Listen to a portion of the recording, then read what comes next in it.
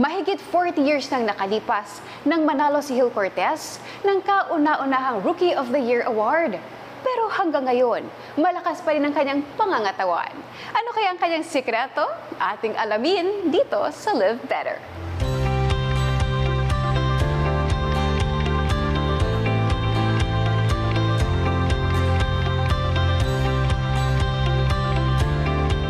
Pag sinabing PBA legend, ilan sa mga matutunog na pangalan na maaalala ng karamihan ay sina Robert Big J. Jaworski, Ramon Fernandez, Francis Arnaiz at marami pang iba.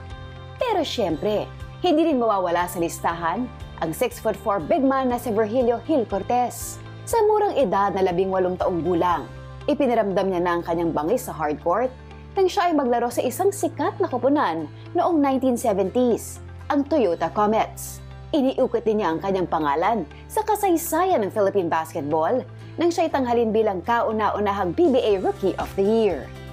Well, actually I started from playing sa school, in the province in Pampanga. I was recruited to play for Ateneo Blue Eagles by Father Martin. I was practicing already with Ateneo Blue Eagles for 3 months. Kaya lang nagtayo ng team yung Manila Bank, which is Kapampangan. It's owned by Puyat. So instead of me playing the NCAA with the Eagles, I opted to play for the Mika. At that time, it was a semi-pro. Yun, tuloy-tuloy na. After my 1-2 years sa Mika, luckily I was able to be selected to play for the national team twice. After my national team stint, diretso na sa PBA. At the age of 18. I signed up with Toyota when I was 18 years old. But yung first game ko, I turned 19 already. So, napabilang man sa star-studded team na Toyota, hindi ito nagpatinag sa kanyang kakayahang mag-ambag para sa koponan. Pressure ng konti, because puro sikat yung mga kasama ko. Jaworski, Arnaiz, Fernandez, Segura, dami, But, it's a good thing I was lucky enough because I really gave my best to be practicing well, and I got the good graces of Coach Dante Silverio na makalaro akong first 5. So I was the 5th player to be joining them sa first 5 because that time, Big Boy Reynoso transferred team. So I got his position, 4 and 5. So I can play 4 and then I played 5. But usually, pag first 5 ako, I play 4 because Fernandez there, the center. Hindi may kakaila na malakas ang presensya ni Gil sa basketball. Sa bawat laban niya, binibigay niya ang lahat. Gayunpaman, sa isang makapigil hiningang laro, ay nagtamo siya ng isang malubhang injury. Iba yung laro ngayon. Noon talagang bakbakan. Kung hindi ka tinamaan ng black eye, hindi ka dumugo ilong o bibig, may pasa, hindi ka nag-basketball. Kasi that's how it was before.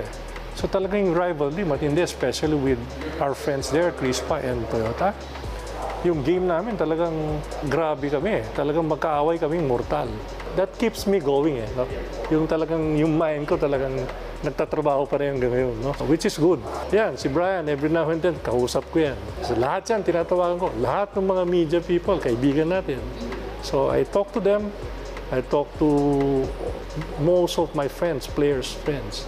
Talagang, to keep me, in touch with them and to keep the friendship.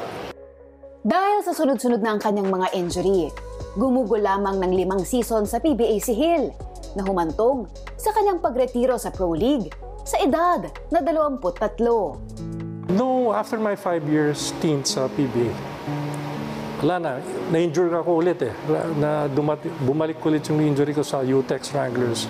Actually, that was the 1980, yung panalo ng Toyota, natalo pa, nag-champion ng UTEX. I was part of that team, kaya lang, injured ako. I was on the sideline. So, problem is, I was trying to negotiate with PBA Commissioner Preto and the UTEX Wranglers management na mapa-operahan yung tuhod. During that time kasi, usually, ang operasyon nalalaki ng hiwa. Hindi pa talagang, anong tawag yung yes, hindi ka mukha ngayon, laser lang. So, hindi ako na-operahan. So, nagtutubig yung tuhod ko. So, sabi ko, it's time to give up and hang my jersey already na talagang di na kaya.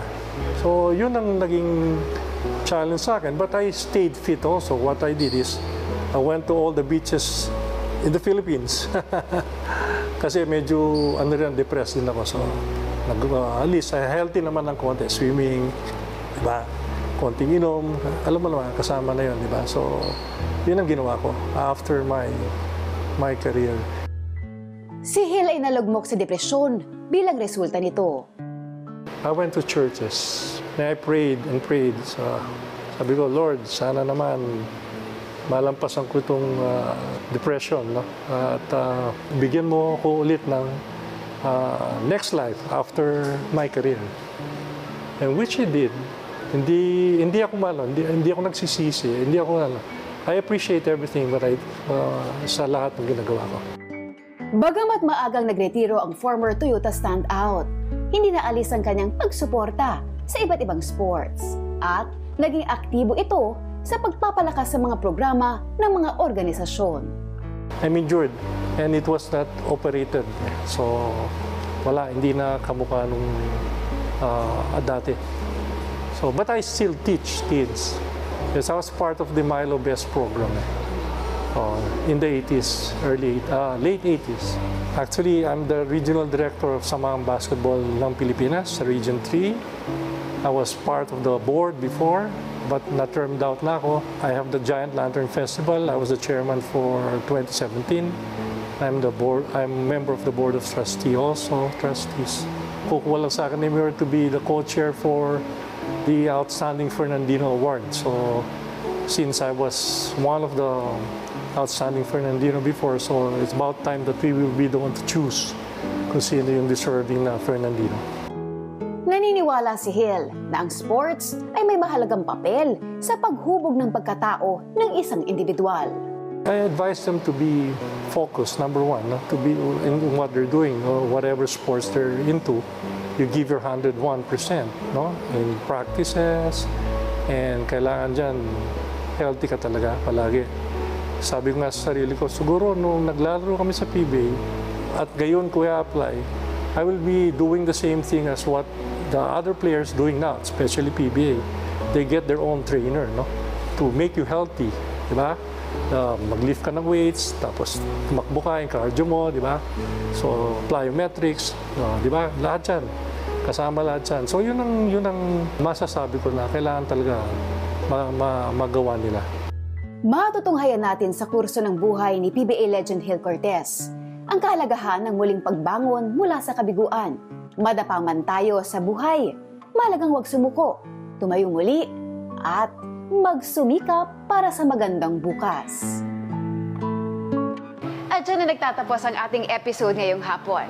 My name is Meg Siozon, encouraging everyone to live better.